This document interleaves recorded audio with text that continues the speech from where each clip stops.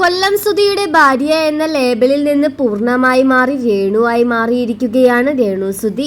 Reels വീഡിയോകൾ ചെയ്തും YouTube channel വഴിയും അതുകൂടാതെ ഷോർട്ട് ഫിലിം വഴിയും രേണുവിന്റെ സ്ഥാനം ഉറപ്പിച്ചു കഴിഞ്ഞു.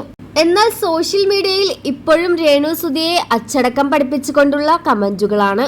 ഭർത്താവ് മരിച്ചുപോയ ഒരു സ്ത്രീ ഇൻസ്റ്റഗ്രാമിൽ റീൽസ് ചെയ്യേണ്ട ആളല്ലെന്നും ഈ സ്ത്രീ കൊല്ലം സുധിയുടെ വില കളയുമെന്നുമൊക്കെയാണ് ഇക്കൂട്ടർ വാദിക്കുന്നത്. ഇപ്പോഴിതാ രേണു സുധി ട്രെയിനിൽ നിന്ന് വീണു എന്ന വാർത്തയാണ് പുറത്തുവരുന്നത്. പ്ലാറ്റ്ഫോമിലേക്ക് ലഗേജുമായി ചാടി ഇറങ്ങുന്നതിനിടയിലാണ് രേണു സുധി വീഴുന്നത്. ട്രെയിനിന്റെ AC കമ്പാർട്ട്മെന്റിലായിരുന്നു രേണുവും ഷൂട്ടിംഗ് സംഘവും സഞ്ചരിച്ചിരുന്നത്.